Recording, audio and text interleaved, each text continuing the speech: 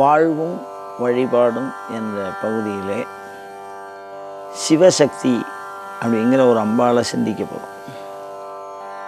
இந்த சிவசக்திங்கிறது என்ன அப்படின்னா, சிவாலயங்கள் சார்ந்து நான் சொல்கிறேன்.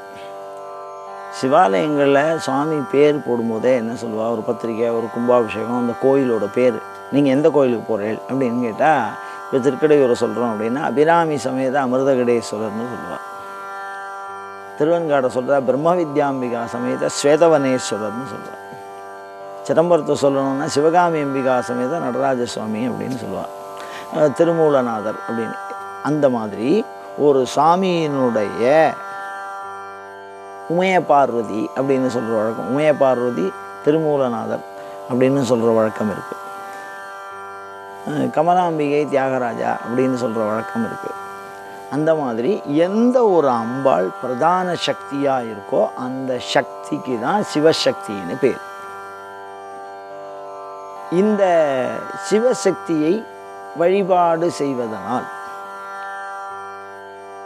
என்ன ஒரு பலன் அப்படின்னு சொன்னால், அபிராமி பட்டர் சொல்கிற மாதிரி தனம் தரும், கல்வி தரும், ஒரு நாளும் தளர்வறியா மனந்தரும், தெய்வ வடிவம் தரும், நெஞ்சில் வஞ்சம் இல்லா இனந்தரும். இது எல்லாத்தையும் கேட்டுட்டு கடைசியில் சொன்னார், நல்லன எல்லாம் தரும்னார். இந்த உடலோடு வாழ்கிறதுக்கு சௌக்கியமான எதெல்லாம் நல்லதோ, 3 காலத்துக்கு நல்லதோ, இது எல்லாத்தையும் தரக்கூடியது இந்த சிவசக்தியினுடைய வழிபாடு. இதை சாஸ்திரங்கள் என்ன சொல்லியிருக்குன்னா 2 விதமாக பண்ணலான்னு சொல்லியிருக்கு. இந்த முதல் விதம் என்ன அப்படின்னா, சிவன் கோயில்களில் இருக்கக்கூடிய உமையம்மையை தரிசித்து வழிபாடு செய்கிறது, அந்தந்த அம்மன் கோயிலில் போய் பார்த்து வணங்குறது. இது ஒரு விதம். அதே சமயத்தில் கோயிலுக்கே போகாமல்,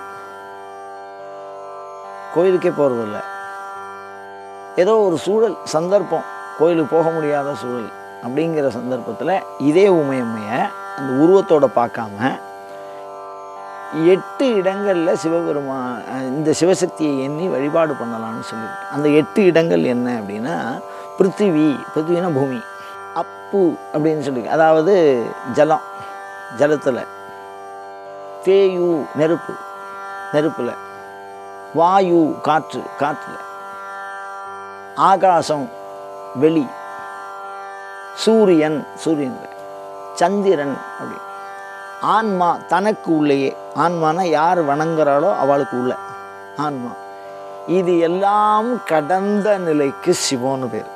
இதெல்லாம் பிருத்திவி, அப்பு, தேயு, வாயு, ஆகாசம், சூரியன், சந்திரன், ஆன்மா. இது 8 பொருள். இந்த 8 பொருள்களையும் கடந்து இருக்கக்கூடிய வஸ்து எதெல்லாம் இருக்கோ, இந்த 8 பொருளையும் தாண்டி ஒரு வஸ்து இருக்க முடியாது. ஆகாசம்னா போயிட்டே இருக்கும், எல்லாமே இந்த 8க்குள்ளே அடங்கும். இந்த 8ம் சேர்ந்த வடிவத்துக்கு தான் சிவம். இந்த 8ஐயும் கடந்து இருக்கிற வடிவத்துக்கும் சிவம்னு பேர். அதனால சிவசக்தின்னு சொல்கிறோம். இந்த 8 பொருளையும் யார் சிவசக்தி, அதாவது இப்போ நம்ம சக்தியை பற்றி சொல்லிட்டு இருக்கோம், சிவனுடைய சக்தி. ஏன் சிறப்பாக சொல்கிறோம் சிவசக்தின்னு அப்படின்னா, இப்போ காளி, மாரி, பேச்சியம்மன், பிடாரி, இந்த மாதிரிலாம் அம்பாள் இருக்குது. அந்த அம்பாளை சொல்லலை, சாக்ஷாத் சிவனுடைய பட்ட மகிஷி, சிவனுடைய மனைவி, அந்த அம்பாளுக்கு ஒண்டி தான் இந்த ஆற்றல் இருக்குது. வேற தேவதைக்கு எண்ணில் சிறு தெய்வம் பல கோடி, சின்ன தேவதை, சின்ன ஆற்றல்கள் அதுக்கெல்லாம். இப்போ பேச்சியம்மன் குழந்தைய கொடுக்கும், மாரியம்மன் மழையை கொடுக்கும், அந்த மாதிரி சின்ன ஆற்றல். சரஸ்வதி கல்வியை கொடுக்கும், அது மாதிரி சின்ன ஆற்றல் இல்லது, எல்லாவற்றையும் வழங்க வல்லது இந்த சிவசக்திங்கிறது. அந்த சிவசக்தியை இந்த 8 பொருள்களில் இருப்பதா மனதில் தியானம் பண்ணி வழிபாடு பண்ணுறது. அப்படி தியானம் பண்ணுறது அப்படிங்கிறது எப்படி? காலம்புரை ஏந்திருக்கிறோம், பூமியை பார்க்குறோம், அதில் உமையம்மை இருக்கிறதா நினச்சிக்கிறோம். சூரியனை பார்க்குறோம், அதில் ஒரு உமையம்மை இருக்கிறதா நினச்சிக்கிறோம். சாயந்தரத்தில் சந்திரனை பார்க்குறோம், அதில் ஒரு உமையம்மை இருக்கிறதா நினச்சிக்கிறோம். அந்த மாதிரி இந்த 8க்குள்ளேயுமே இந்த உமையம்மை வாசம் செய்கிறாள் மறைமுகமாக. அந்த 8த்துக்கும் பேர் சொல்லியிருக்கா. அதில் தான் வாமா அப்படின்னு பேர். பிருத்திவியில் இருக்கிறவங்களுக்கு பேர் வாமா, அப்புல இருக்கிறது ஜேஷ்டா, தேஜஸ், அதாவது நெருப்பில் இருக்கிற ஒரு பேர் ரௌத்ரி. வாயுவில் இருக்கிறது காளி, கலவிகரணி, பலா, பலப்பிரமதனி, சர்வபூத தமனி. நம்ம ஆன்மாக்குள்ளே இருக்கக்கூடிய சக்திக்கு பேர் சர்வபூத தமனின்னு பேர். இவை எல்லாவற்றிலும் கலந்து இருக்கக்கூடிய, எல்லாவற்றையும் கடந்து இருக்கக்கூடிய, கடந்தும் இருக்கக்கூடிய உமையம்மை. எல்லா பொருளுக்குள்ளேயும் உமையம்மை இருக்கா, எல்லாவற்றையும் கடந்தும் இருக்கா. இது சாக்த மதம். சக்தியே முழுமுதற் கடவுள், அதுக்கு மேலே எதுவுமே இல்லை அப்படின்னு சொல்லக்கூடிய வழிபாட்டு முறை சாக்த மதம்.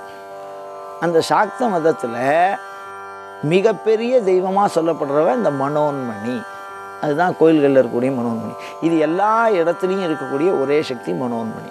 அப்போ இதுலேருந்து என்னென்னா வாமா, ஜேஷ்டா, ரௌத்ரி, கால்னி, கலவிகரணி, பலா, பலப்பிரமதனி, சர்வபூத தமனி, மனோன்மணி அப்படின்னு 9 பேர். இந்த 9 பேரையும் யார் சொல்லி வழிபாடு பண்ணுறாளோ அவளுக்கு சர்வக்ஷேமம். அதை எங்கே கோயிலில் போய் அந்த வடிவம் திருவுருவச் சிலையை பார்த்து வழிபாடு செய்தால் உடல் நலம் எல்லாம். எங்கே நாம் இருக்கமோ அந்த இடத்திலேயே வழிபாடு செய்தால் பிருத்திவி, அப்பு, தேயு, வாயு, ஆகாசம், சூரியன், சந்திரன், ஆன்மா அப்படி வழிபாடு செஞ்சால் ஞானமும் மோட்சமும் இவை இரண்டுமே இந்த உமையம்மையானவள் வழங்கி நம்மை காக்கிறாள், நமக்காக அருள்கிறாள்.